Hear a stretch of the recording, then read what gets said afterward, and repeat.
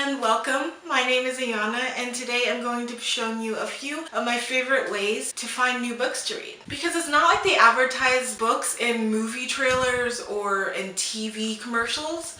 Or do they? I guess you'll just have to stay tuned and find out. Before we get started, please make sure to tap the subscribe button. And if you like this video and you find it interesting, please make sure to hit the like button. The like button is very, very important. Liking is what helps with ratings, and ratings really help me out. It helps other people find my videos. So please make sure to hit the like button if you want other people to see it. If you want other people to see it, hit the like button.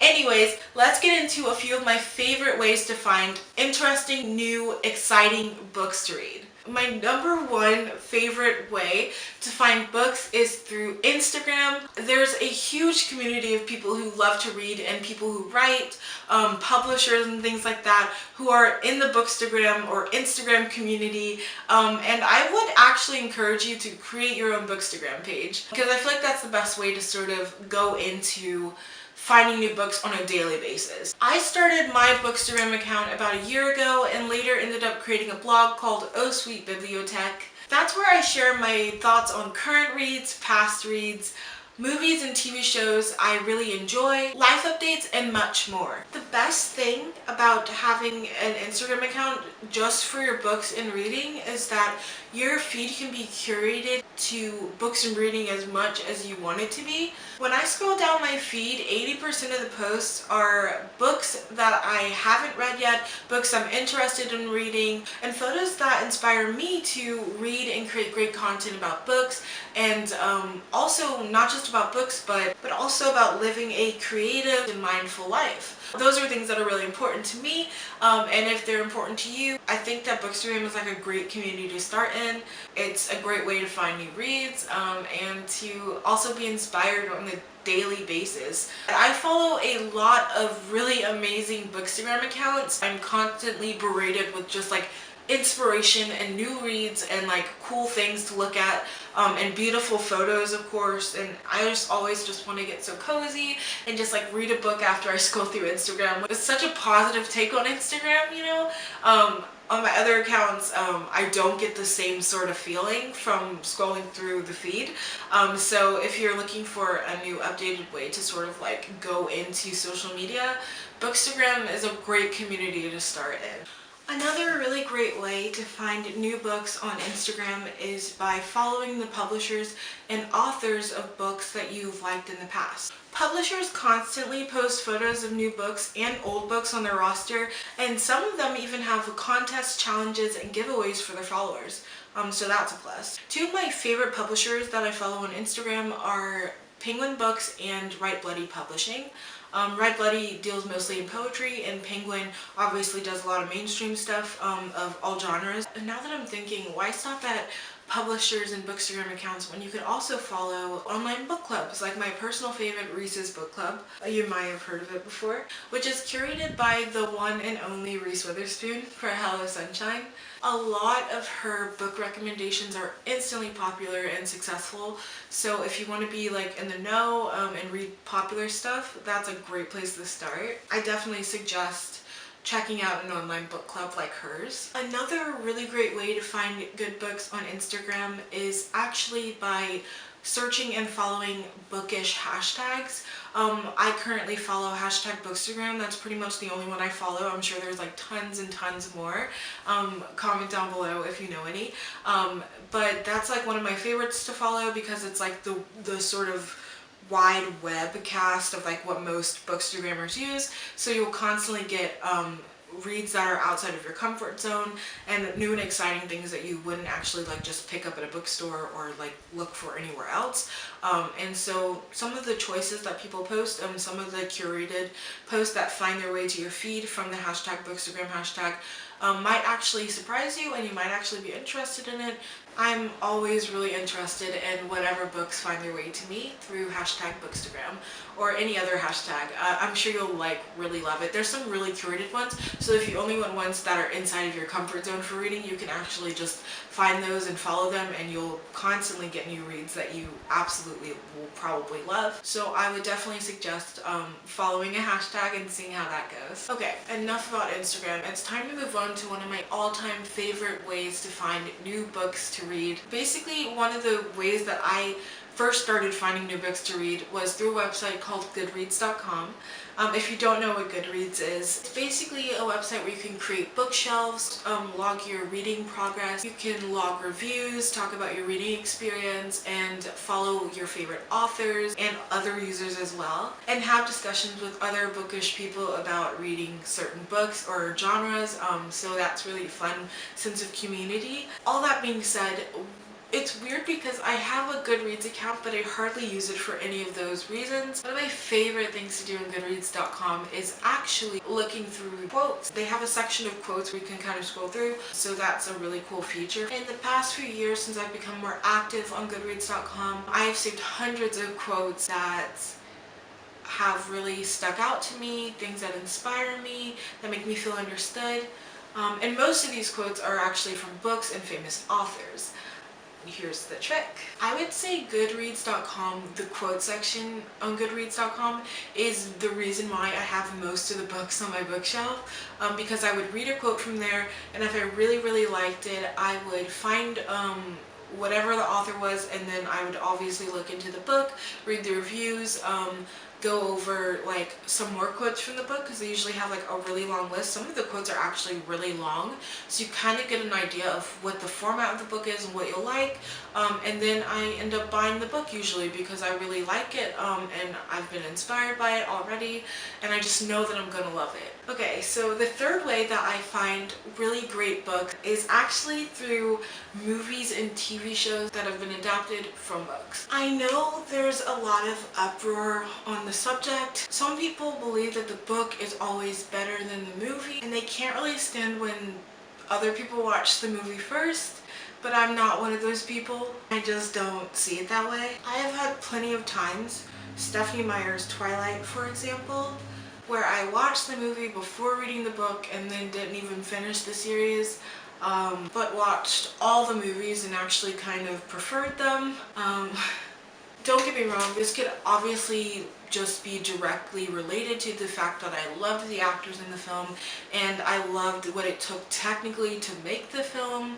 I have a deep appreciation for movies. I'll always be thankful for films that sort of try to go beyond the technical capabilities of what's right now possible, or what I know to be possible, I guess. Just amazing stuff being done behind the scenes. I mean, I also read Breaking Dawn, and I wasn't disappointed by the Breaking Dawn films at all either, so I guess it's how you think about it. Movies that have been adapted from books are going over.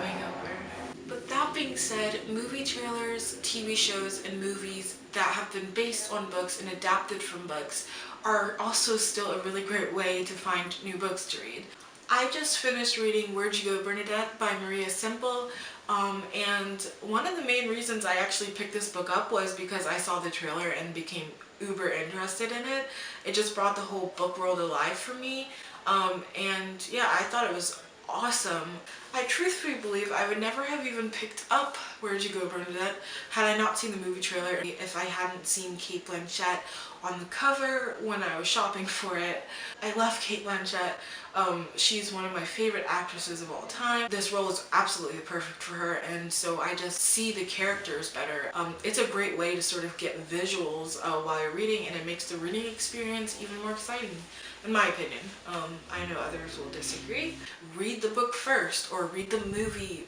Don't be afraid to see a movie trailer and read the book first, or watch the movie and then read the book after. I feel like all of these mediums, whether it be film or TV or books or magazines or whatever, I feel like stories can sort of stand on their own depending on what format they're in. And reading and watching are indeed two very separate and different forms of viewing a story. They're two totally different experiences. And I do encourage you to try both reading and watching movies based on books before and after, vice versa, because it's really cool to see other people's interpretation of a singular story. The author might have one idea, the writer might have one idea, the screenplay writer might have one idea, but the director also has a different idea. And so even like reading screenplays to movies adapted by books is really cool too. If you're into that, that's another really great way to read a story. You get the story from all these different perspectives. That's what storytelling is basically all about. There is, however, one exception to this, and that is HBO's remake of Fahrenheit 451. I just remember reading the book in high school, and the story was so much different and much more interesting in my opinion. So yeah, that's the only exception. The next way that I love finding books is, say it with me, bookstores. Bookstores. I could live in my local Barnes & Noble if they'd let me. It would be like that movie, The Terminal. It would be great. I'd be Tom Hanks. I love bookstores so much. I feel like bookstores are where I discovered not only my love for reading books, but also like collecting them so I can read them whenever I want. And so I could like share them with my friends and like recommend them to people. Yeah, I love bookstores. Have you ever had that moment where you go to a bookstore and you have that realization that you've been like walking around for like 2 hours reading the backs and like front covers of books and like also the first few pages? But yeah, I do that a lot, where like you just realize you've been in there for a really long time. If I bring my sister, she's obviously like always gonna be like nagging me like, can we go, can we go? But when I say bookstores, I don't just mean like the popular ones like Barnes & Noble or Borders or Books A Million. I also mean like your local used bookstore if you have one. I know that some people live in places where like there's kind of a bookstore desert. I learned that while reading Anne Patchett. This is the story of the happy marriage. She actually lived in a town, or her hometown or something like that, didn't have a bookstore because the Borders store had closed down, and so she actually went in and created an independent bookstore called Parnassus, I think it's called. But yeah, that's a really interesting story. I would encourage you guys to check it out. Anne Patchett's like amazing. Anyways, one of my favorite bookstores that I go to is actually a local used bookstore called Book Exchange. I have gotten like a lot of new books from there. It's a really cool way to sort of get a mix of old books and new books, classics that you like always wanted to buy, but then it just sort of sits in your Amazon wish list or your shopping cart because you're kind of like, I want to get this, but like I don't feel like reading it right now.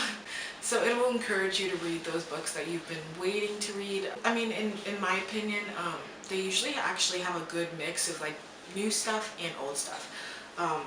It's kind of like thrifting for books. So if you like thrifting, that's like a great way to get books. Used bookstores, in my opinion, are actually more fun. It's not just the newest books, but it's also like older editions of books that you might have wanted a different cover, and also it's still got like the super classic books and some of the even brand new books. You'd be surprised what people like. Sometimes they read things and they just don't like it, and they just give it to a used bookstore. And the greatest thing about Book Exchange is that you can actually trade in, so you can bring your old books in that you don't want, maybe like books from your childhood or whatever, and they'll actually take it in and then give you store credit, so you get basically like free books for old books, which is kind of cool. I've done it a few times. So I don't know if Book Exchange is nationwide or whatever, but locally it's like a great it's a great thing, and I'm sure there's other Book Exchange type used bookstores out there. So if you're looking to get like free books from your old books, that's a great way to find like new reads as well. Another great place to look for new reads in person, I'm putting it in the bookstore section because it technically is like a little tiny bookstore, but you could look into going to a department store like Walmart, Target, your local Sam's Club, whatever store has a book aisle. I'm never able to just go into the grocery store without like stopping by the book aisle to see what they have. Sometimes they have obviously like the super new stuff. Sometimes I see a new book that I've wanted for a while and I'll just grab it. And sometimes if the price seems steep, because sometimes the prices can be steep on books that are from department stores, if they seem steep, or if I don't feel like I'm going to read it immediately, I will wait a while and then I'll just go to my local used bookstore or order them online And that's what I love about department stores, is that they have like the newer stuff, even like the most popular things, so you know you'll always have an opportunity to get it again. You can always come back for it. You can order it online, or you can even just go to your used bookstore and look for it. You can call in and ask if they have it, so you don't waste your time, which is always, you know, a nice addition to doing that. You know, I don't think Walmart would do that. Yeah, you can even pick the same book up at your local library, I'm sure. Libraries are another great way to find books, obviously. I just didn't list that one because, well, most of us, it's the first place we learn how to look for books and, you know, be excited about reading, and have such a, like, you know, large selection of reading, and so obviously libraries are like one of the first places I learned how to find new books, and I do recommend getting a local library card. It's pretty much free, I think, so like if you want a free way to read new books, the library is still a great option. So there's tons of great new reading material in bookstores. Whichever bookstore you go to, I think that should depend on what kind of book you're looking for. I think that bookstores are one of the best ways to find new books. My next place on this list to find new books is a little website / app called Pinterest. I use Pinterest for everything from mood boards to making wish lists to making actual lists of just things. I like to make collections on Pinterest, but one of the most fun things to do on Pinterest is find new books to read. Pinterest is a great place to curate new ideas, and actually a lot of the content on Pinterest is based on books and like types of books and bookish things. I even have a board called literary tattoos, which I think is really cool. Pinterest has a really great autocomplete search engine. Usually what I like to do is just type in books and see what the autocomplete fills in. One of these results is always books to read, and you can obviously customize the search by adding in genre, topic, event, and year if you want to. Even author, you know, if you're looking for a book by another author, you could obviously just Google it, but if you want to use Pinterest, you can. I've added a few really great books to my reading list using Pinterest. My last suggestion for finding new books to read is simply asking around. The one thing I've loved about being in the bookish community is that people are generally pretty kind and really nice. If you want to know some new book reading recommendations, asking through email, direct message, or the comment section is actually a really great way to go about that. I've found that it works for me. You know, it'll probably work for you too. Also, don't just reach out to people you know online. Ask your friends, ask your community, ask your health professionals. They probably have some really great books to recommend. Recently, I was telling a good friend of mine about a book that I was reading, and she actually recommended a really great book that I am immediately adding to my reading list and that I can't wait to read. So check out the social media accounts of your favorite public figures and celebrities as well, whether that be actors or musicians. Everybody that I follow tends to read, so I would say looking into actors and musicians who like reading, they usually will recommend their current reads or whatever. An example of a public figure that I like to follow if you're looking for one, I am a fan of Gillian Anderson. I follow all of her social medias pretty much. You know, I follow Twitter and Instagram, and she usually posts about books that she has recently read. You know, sometimes she even posts like what's on her iBook list or whatever, books that she's working on reading or about to read. I love following Gillian Anderson because she's amazing, not just because she's amazing, but also because she also shares her reading material from time to time. She's written a few books. She's even written one with her really great friend Jennifer Needle, which I'm in the middle of reading right now. So I really enjoy looking at what other people who inspire me are reading. So I would say look for actors, actresses, public figures, people who inspire you, and maybe every now and then you'll get a book recommendation that really inspires you to read. So there's tons of really great places to find new books to read, and most of them can be accessed at home in your jammies while sipping on iced coffee, which is my favorite way to go about things. Very quick, I want to say thank you guys so much for watching. Making videos consistently is not easy, but I'm trying, and I hope you guys will stick around for future stuff. If you want to watch my next video, please make sure to hit the notification bell so you can be notified when I upload it, and hit the subscribe button so I can wind up in your subscribe box whenever I upload it. What I want to know is what's on your fall reading list. Please leave that in the comment section down below. That's another another way I look for really great books. You guys are probably going to be great at recommending new stuff. And I can't wait to see what you guys come up with. I'm going to try to reply to every single one of you, which is going to be so much fun. So I've given you the tools to find your next great reading adventure. I encourage all of you to get out there and read a book. Okay, bye.